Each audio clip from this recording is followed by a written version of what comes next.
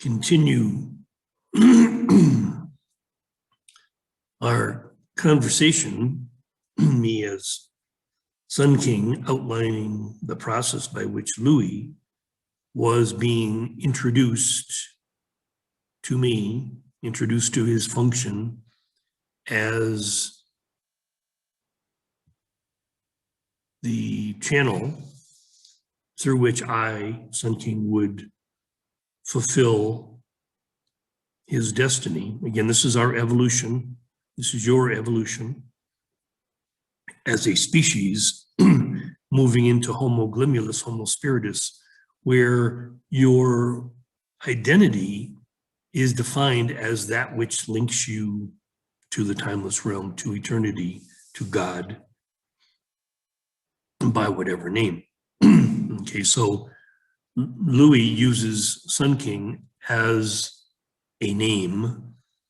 Any name would do, but I recommend those who are pursuing this connection that they think in an energetic way, in a cosmological way, because that gives us a sense of connection to a realm outside of the space-time world. So, you know, something to do with the sun, other stars, the moon, just, you know, something. It's a helpful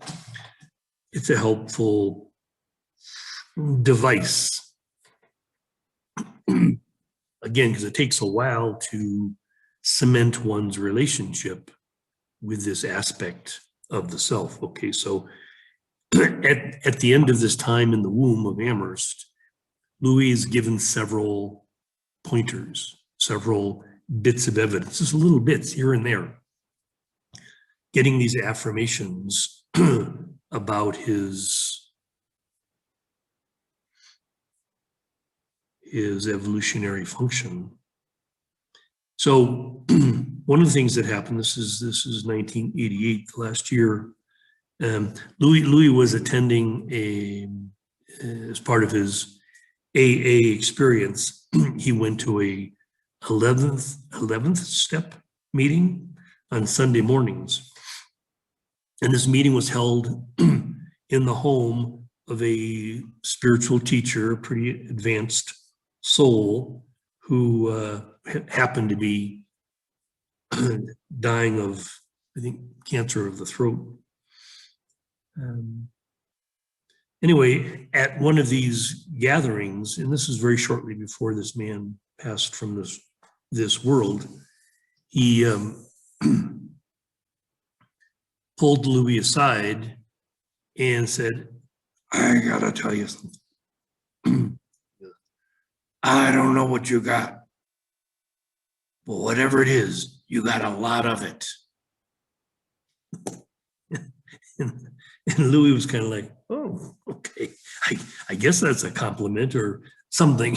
He didn't know exactly what, but he knew it. He knew what the man was saying. He's saying, you know, you got it. What I got, you got. You know, we got it. We're connected, because that's what the whole 11th step is all about, right? Sought through prayer and meditation to improve our conscious contact with God, praying only for the knowledge of His will for us and the power to carry that out. Okay, so this is the whole point of this evolutionary thrust, that you, Louis, like Louis, deepens your relationship with this eternal presence and become willing to, you know, God's will, the idea of God's will is simply the unmanifested wanting to use you as its mouthpiece, its ambassador, the power to carry that out. This power is palpable, okay? We are given the power to carry out this mission of service if we pay attention, you know, if we pay attention.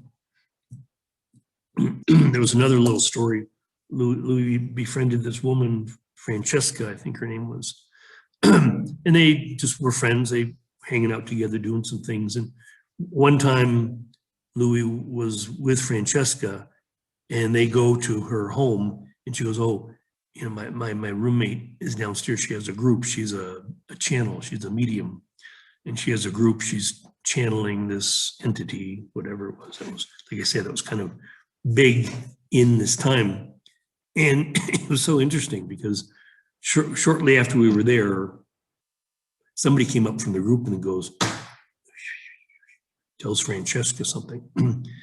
And Francesca turns to me and goes, the entity that my roommate is channeling wanted to acknowledge your presence. Louis wanted to acknowledge Louis's presence. I mean, isn't that strange?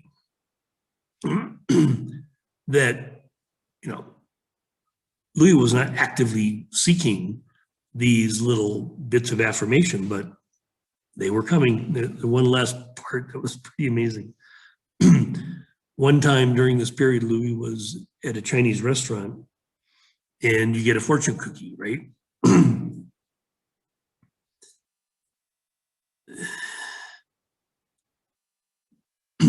This particular fortune cookie that Louis received said, among the lucky, you are the chosen one.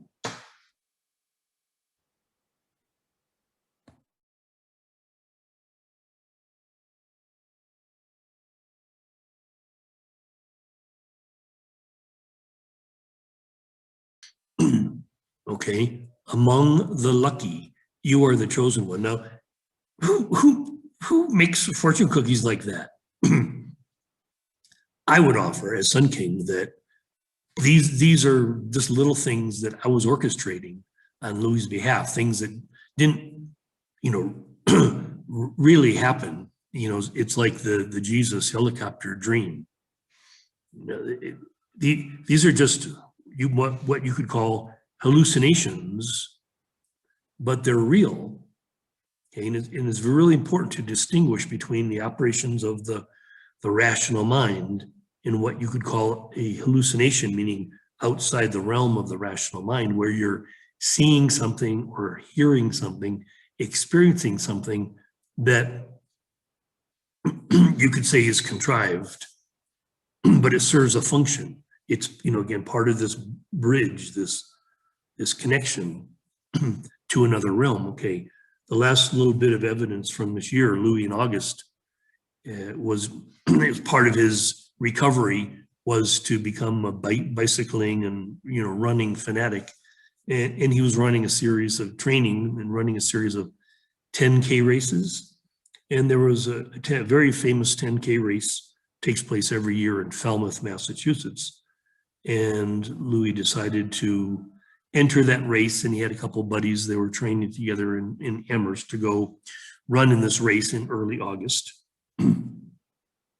And, you know, Louis was having a lot of success running. You know, he had this idea in his mind from when he was young, high school, that he couldn't run faster than a 6-minute mile. Well, one of his buddies was pretty good at track training, and he showed Louis pretty quickly that, yeah, not only could he run a sub 6-minute mile, but he could get down to running a sub 5.5-minute mile. Actually getting closer almost to 5 minutes. But in a 10K race, 6 miles, Louis could run at about 5:25 pace. So he was feeling good about himself.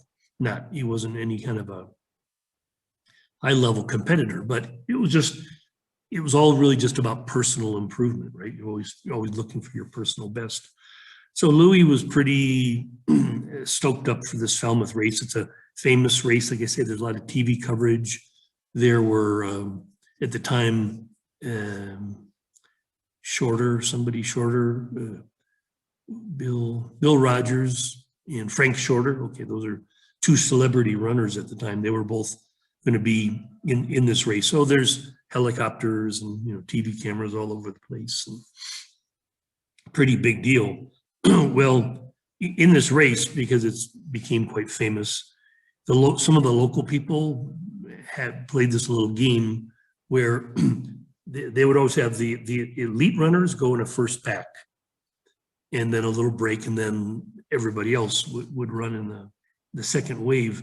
Between the elite pack and the second wave, a bunch of locals that were like having their Sunday morning cocktails would enter the race illegally. They call them gypsy runners. Just enter the race and just run from one bar to another bar on the race course.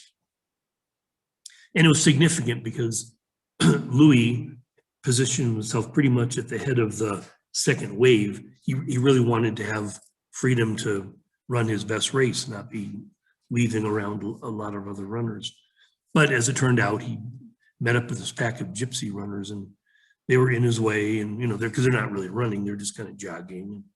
Louis getting like really angry. He sort of loses his focus. He's actually carrying 2 handheld water bottles because it will be a hot day, August 2nd, and they have water stations, but you have to basically slow down to get a cup of water and all that. And Louis wanted to maximize his thing, so definitely caught up in his egoic self, especially when he starts getting angry.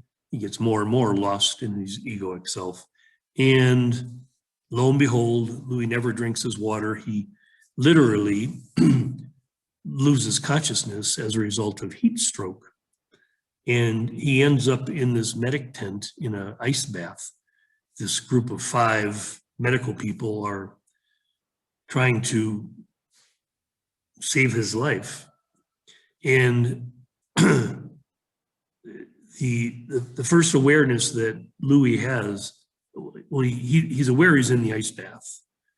But then he remember he hears one of the medical people say, they're taking his blood pressure and his temperature was 107. So they're trying to stop his brain from frying. That's what heat stroke will do. It fries the brain and kills the body. So they're trying to bring down the temperature as quickly as possible.